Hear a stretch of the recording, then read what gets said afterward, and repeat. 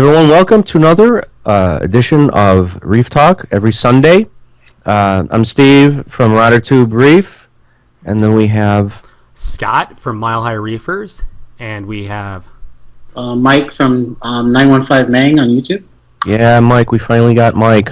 Yeah. So Mike's channel is one of my favorites. He does a really good job at his video productions and his narrations and everything like that. So check out his channel if you haven't already. So Mike, just kind of give us a little info on your channel, what your tank is, like size-wise, and little info on you. Well, my name is Mike. I go by 915 Mang. 915 being the area code. Mang, all of you have seen Scarface. You know, Tony Montana's all, hey man, you know, that's how I got that. That's great. Just a person from El Paso, in love with saltwater. I've had this 120. This 120 is a custom built tank from a local reefer here, and he actually has like a store. He custom built my tank, and I've had it for about 3 years. I just like everybody, I got into it from freshwater.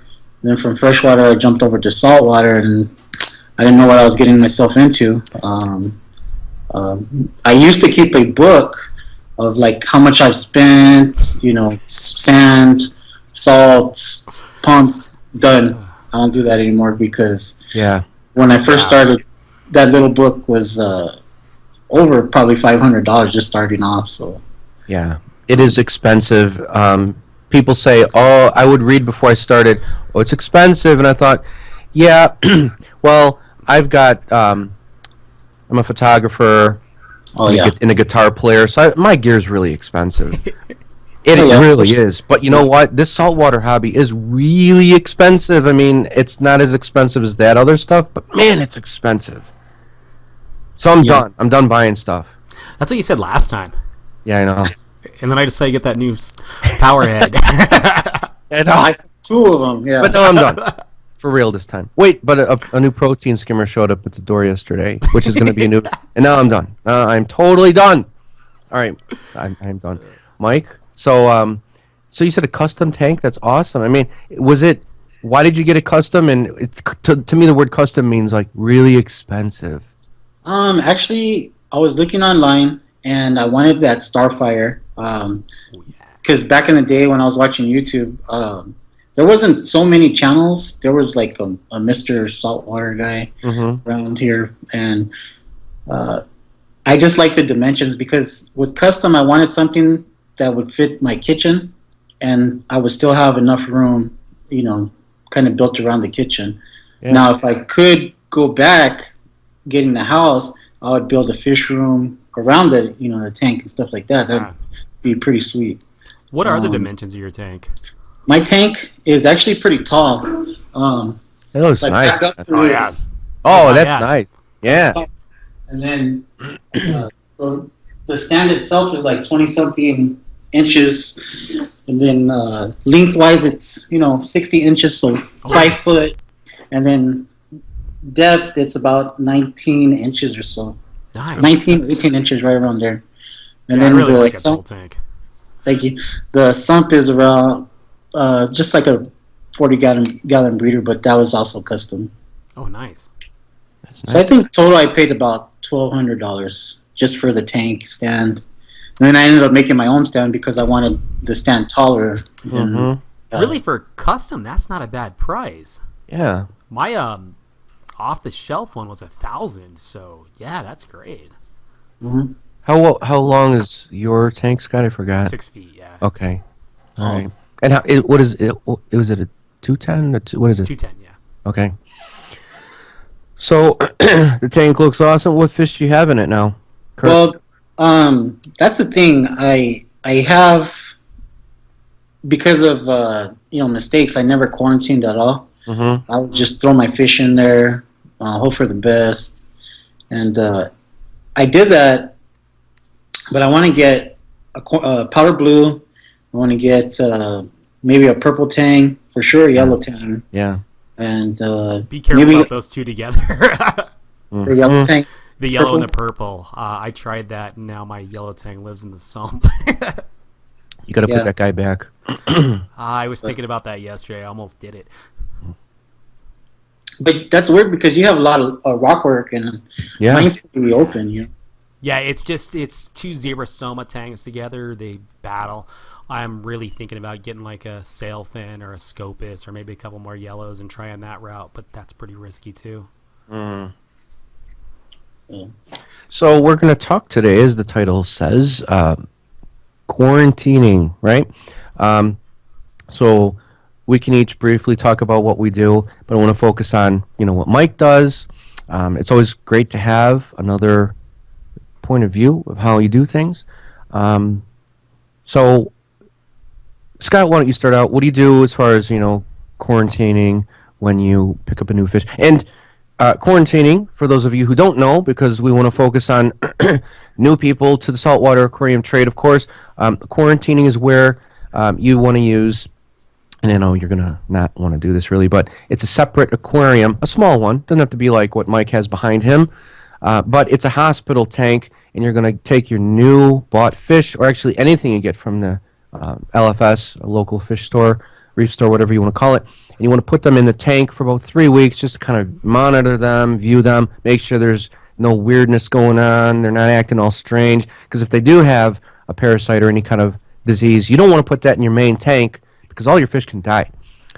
So this is something I didn't do in the beginning, and a lot of people don't, and even advanced people don't, which is a mistake, because it'll bite you in the end. Just really quick, just to interject, I want to say that I finally finished my book, How to Kill Ick in a Saltwater Aquarium. It's available at my site, rotatube.com. Will also be on Amazon for Kindle. So check that out. It's inexpensive. It's like 33 pages. Gives you everything you'd want to learn about the ick and how to kill it. And it's a great reference guide for those of us who are already quarantining. Just want to throw that in there. So, Mike, when you... I'm sorry, we said Scott. Sorry, everybody. Scott, go ahead. Quarantining. Okay, so I put out a video lately about wanting to change my quarantine setup, and I haven't fully figured out what I'm going to do, but I think what I'm going to end up doing is probably the sand bed. I'm still debating on whether I'm going to keep the sand bed, a heater, and then I'm going to buy an AquaClear back filter. And if you're not familiar with those, it has the sponge in it with the kind of like ceramic filter media. And this will give me kind of biological filtration. Because the problem with the normal quarantine system that I find is when you just have glass in there and an air stone and a heater, that ammonia builds up, and no ammonia is safe for your fish. I mean, the first time that fish goes to the bathroom, it's putting ammonia in your tank, and I don't like that. So I want that biological cycle to happen where we're converting the ammonia from ammonia to nitrite to nitrate. So that's what the sand bed was doing for me before. I'm debating on whether I want to keep that, but no matter what, I'm going to go ahead and get the AquaClear to kind of give me that biological filtration going on, because I want to get that ammonia out of there as fast as possible. You can do that with big water changes, but I find that also stresses the fish. And one thing I haven't been doing was treating with copper immediately. My quarantine tank was much more just a tank where I could monitor the fish. I'm thinking from now on, I'm probably going to just go ahead and put copper in when I get a tang in a small dose, just because every tang I've ever had ends up with egg. It happens. So that's kind of where I'm at on quarantines right now. Really quick, I want to interject. I lost a couple tangs when I was doing quarantining, and tangs are more sensitive to the copper. Yeah. For that reason, Scott and I have talked about this a lot. What I do is I dose the half of the recommended dosage for cupramine, copper by cecum, whatever you want to call it, because a full dose, it could be a little. I mean, you're looking at, with copper and fish, especially tangs, you're literally looking at a very fine line between life and death. I mean, one of the last tangs I had a while ago, just doing great, eating, swimming, everything was awesome, dead the next morning, and I think it was due to copper. So ever since then, a while ago, I dose half the recommended, and it'll still kill the parasites, and it'll be a nice copper bath for the fish, less lethal for them. With the copper dosing, though, one thing I want to bring up is if you're going to dose copper, you should have a copper test kit on hand Yeah, to definitely. test that copper, because it's really easy to overdose that stuff. That's right. How large is your quarantine tank? I got a 29 gallon. Okay. So that's good. I mean, that's fine. You know, that's good enough. The thing to keep in mind with a quarantine tank, too, is a 29-gallon is more than enough. But if something happens where a tank crashes, you need to get your fish out fast. Like, if you got, like, a bunch of tangs like I do, and you cram them all into your tank like I do, you want to make sure that you've got a quarantine that'll fit them all comfortably, which I didn't until I started using my 75-gallon old aquarium for my quarantine. So I think that's a great point, and I think I'm going to do that once this Nassau gets out of the quarantine, to put sand in the bottom. I think I'm going to buy just a bag, like a 20-pound amount of sand, and throw it in there, you know? Because I really like that idea. It's a great point about just all glass. There's no nitrogen cycle going on, and you've really got to keep up on the water changes. You still will have to keep up on the water changes, but with that sand, I'm pretty sure that will help. It's also less stressful for the fish, especially if you're putting things like wrasses in there that bury themselves in the sand. Yeah, right. And then also for you guys who are quarantining and just using all glass like we all pretty much are, if you have a wrasse or a sand sifter, and I said on a previous Reef Talk show what you can do, and I didn't do this, but I just thought of it. You can get a bowl and just fill it with sand and put the bowl in your aquarium. So your whole sand bed is not there, it's just glass, but you've got a bowl for the guy to sift in. There's a little tip. So was that it? Scott, did you have more to add? No, that's about it. Okay, those are great points.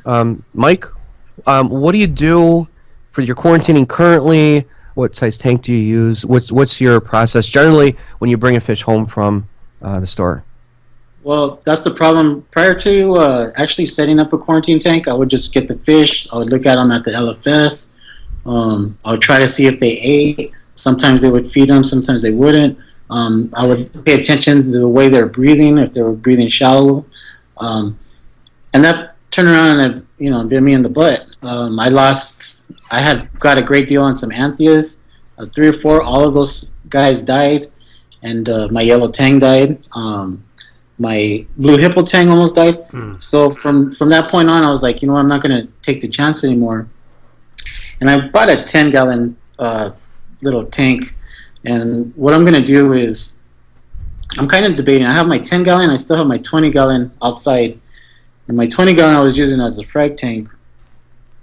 But I got the 10-gallon just because it's, saves space and it's more convenient for me. So what I'm going to do, I got some, the sponge filter, I soaked it in back of my sump. I had some ceramic rings that came with my SCA tank. I've had those in the sump. And I got the rings and the sponge sitting in a 10-gallon with the Fluva filter. And then with that, so that way I can kind of establish some biological filtration. I still want to buy some of that little Biospira. I had some dry rock out in my house, and I threw that in my sump, and I'm going to throw that in my 10-gallon. So pretty much what I want to do is more natural. I kind of want to still turn my 10-gallon quarantine tank into a frag tank because I'm testing out that, McMo LED. So that's what I'm doing. I like the idea of what you said about sand. I didn't think about that. And I just, for me, I just want to kind of keep it as natural as possible. I don't think I'll put a protein skimmer on there and throw some live rock and then see if the fish does okay, because I want to get some more tangs. I really want to get a powder blue tang, purple tang if I can find them, if it's not too expensive, yellow tang. I like the yellow eye coal tangs, but those guys are awesome. They're beautiful. I've got one. They're awesome. Yeah. Sorry. Yeah, I like what you're saying about the biological and stuff. That's pre-soaking everything in your main display and then putting it in there sounds like a really good idea. Yeah, that is a very good idea, and that's something you should do. One thing. Oh, I'm sorry. Go ahead, sir. Don't call me sir. My bad. That's my dad. And that means I'm old. Well, Mike's a very cool, polite guy, but don't call me sir. Um, you brought up a point where your 10-gallon. Now, I don't think you said you used to use the 10-gallon for quarantine, or no? no, I had just bought that. I'm kind of on the Okay. fence of jumping from either the 10 gallon. I like the 10 gallon because it's convenient. It's not a doesn't take up a lot of room. Yeah, that's right. I like the 20 gallon because the tanks would have plenty of room to swim in there by themselves. Right. Uh, The only reason I bring that up is if you were using it as a quarantine, like Scott and I were, and you were dosing copper in it, and then you decide, you know what, I'm going to use the 20-gallon for the fish instead. Let me use this 10-gallon for the corals. If you put corals in there, they'll die because copper kills corals instantly. So you really, and I know you didn't do this, that's why I asked. I didn't think you were doing it, but if you guys are in that situation, you have to completely just disinfect that 10-gallon, like just plain water, take it outside with a garden hose, just nail it with white vinegar, and just really make sure you wash it because that copper gets into the what is it, silicone and the side Yeah. of it, everywhere. So I just wanted to throw that out there for those of you who Well- are changing tanks into a frag tank. I mean, here's what I can't stress enough. If you're going to be keeping a quarantine tank, have that copper test kit. Right? Just like the tank you're talking about, when you put it together, go ahead and test that water for copper, and if it shows up at all, don't put coral in it. I mean, that's just the most important thing you can do is have that copper test kit so you know how much copper you're dosing, and when you're going to put something else in there, if there's any residual stuff that's going to hurt your invertebrates. Right. So, Mike, when you do your are you currently, or in the beginning you said that you made the mistake and you didn't do the quarantine? Are you doing the quarantine now, or it's currently something that you're going to be moving on to, or have you been doing it? no, it's been going about 2 weeks now. Oh, okay. I got some dry rock just recently. I want to throw some more biological in there, and then I'm supposed to take my wife out for lunch, and we're gonna swing by the LFS, and I want to pick up some live rock there. Mm. I was also kind of thinking. I don't know about what you guys think about the hyposalinity. I don't know if it's all hype or, I was kind of thinking about doing that as well. So my thoughts on the hyposalinity, I know I get reamed for not doing it by some people.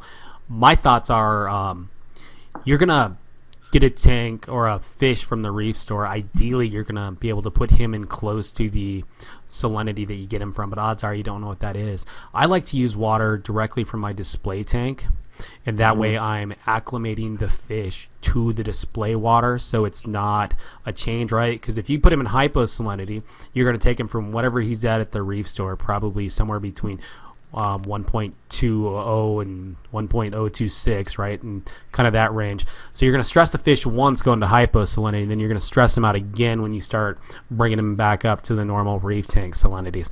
So it may be beneficial from like messing with ick a little bit, but when it comes to ick, copper's the way I want to deal with it. Yeah, I agree with that. I mean, in the end, it's all what you guys want to do. It's all about experimentation while keeping your fish healthy. I don't do the hyposalinity at all. I will do what Scott just said. And I no, if you're gonna do like the 1.020, you want to bring up the salinity over a slow amount of time, maybe a couple weeks, to match the same as what your main tank is before you put him in. I would just use a tank water. Like, here's an example. Today, I do a water change every weekend. I'm going to take 10 gallons out of my display tank. Instead of putting it down the drain, I'm going to take 10 gallons out of the quarantine tank with the Nassau tank. I'm going to put the 10 gallons from the display tank in there for that guy. It's not bad water because there's no ammonia in it, and it's the same salinity and everything as the display, so he'll be all right. But here's one thing that I do is a step further. I made a video on this. As far as hyposalinity, I think you've really got to bring the salinity down pretty low, like really low. Like people have said 1.009. Yeah, and it's crazy even low. 0.008. So I don't mess with that at all. That's just what I do. But what I do is I'll use no salt whatsoever just for my equipment. Like I'll have like a couple 5-gallon Home Depot buckets, and I'll fill them with water from the hose, and I'll let them sit out there for a week outside, and I'll throw my nets in there, and I'll throw my pumps in there, and I'll just let them sit in the water with no salt for a week. 24 hours is good enough. But if there's any ick or anything, I'll clean my gear like that once in a while. I'll just let it sit in water with no salt, and that will cause those parasites to pop. So I don't use the hypo. I just use the half dose copper, and that's really it. And that's another interesting thing because I watch YouTube, and I'm also on the forums. I like Reef Central and Reef to Reef, and and I've seen them talk about like freshwater dips, and Yeah, I haven't never done that. I But do that too, and it works fine. Sorry, I don't want to interrupt. I just want to interject because you brought up a great point there. Like with this Nassau, came from the Reef store. I filled my 5-gallon bucket with pure RODI water that was 78 degrees, and I put him in there gently with the net for about a minute and a half, and he was fine. He was chilling out. He was swimming around okay. No more than 2 minutes. You don't want to do it more than 2 minutes. Some people do 3 minutes. They start to stress out around the 3-minute mark. 2 minutes, he was great, and that causes the parasites to flesh out of his body if there's any in him. Then I put him in the quarantine. So I believe that's a great step in prepping him for the quarantine, so the parasites don't unleash if there are any on him in the QT. You can let them all come out into the pure water, then throw him in QT. And then also, after 3 weeks, when he's out of QT, I'll give him another freshwater bath for 2 minutes before I put him in the main tank. And the main reason for that is to basically wash off any of the copper that might be on him, so none gets in the display. So a bath going in and a bath coming out. Whatever. So that's what I do, and it's okay. They're okay with that. Yeah, freshwater dip isn't something I've done before, but with the research I've done on it, I'm thinking Steve's right, and that's what I should be doing. So whatever fish I buy next, he's definitely getting a freshwater dip before he goes into QT. Yeah, it helps. Just a minute is even okay. And just watch them, and if they start to freak out, and they really don't, they're okay. so like the next time, make us a video on you guys doing the freshwater dip, because I've never done it. I'm still too chicken to do that. And also with the RODI, I think the RODI water you probably could use regular water, because supposedly RODI has low oxygen in it. You could, and I have done it with tap water too. My water is really good. I got a report from the village, very low metals. I'm lucky to have really good tap water. But tap water is still tap water. However, You're right. For the freshwater dips, I've done it. It's fine. I would just be afraid of the chlorine. It's kind of poisonous to the fish. I know that short period of time won't kill it. It's just kind of an extra stressor I don't know if it needs. Yeah, I don't know about the level, how much of a stressor that would be. And I shouldn't have done it, but I did because I didn't have any RODI at the time. For this guy, I did, but if I didn't, I would have used tap water, But yeah, that's a good point. I've done tap water as well. With my fowlery, I use tap water for the freshwater in and out, and he's fine. He was fine. So my understanding behind the way the freshwater dip works is the fish goes in and it's a larger organism, so it can stand being in freshwater much longer than smaller organisms like parasites, like parasitic worms, like flukes and stuff like that. And they'll actually fall off and die long before the fish is going to stress at all. Is this kind of how you're understanding that it works, Steve? Yeah, right. Yep. That's exactly right. Yep. The parasites will actually pop because with no salinity in the water, they just kind of implode. I mean, literally, they just pop. They don't have a chance. Which is why, if you're going to use a quarantine tank, you never want to use the same equipment on that as your display. So, just to make sure, like I said, when I'm done with the quarantine, I'll let the equipment sit in clean water for a week, just to make sure. Because, you can accidentally grab a net and use it on another tank. So, yeah. But yeah, that's right. They don't stand a chance in the. Also, I'm a fan of garlic. I know you guys don't like garlic, but well, I like garlic. I don't I like garlic. I don't like garlic It's dude, it's as a awesome. method. I don't like garlic as a method to kill it. Oh, I thought we were talking about like As something to pasta. eat, I love pasta. Oh, I love okay. Italian, but no, I don't like garlic as a method to kill ick. I think garlic is an excellent method to keep your fish eating. So if your fish has ick Yes, right. and it's not eating, then Yeah. the garlic can definitely help with the Yeah. eating and stuff like that. Garlic doesn't kill ick; it just helps the Right. fish eat, and it maintains the fish's health from that direction. It'd be like if you were sick and you weren't eating; you're going to be less healthy that way. So garlic helps with that, but it doesn't help with the disease.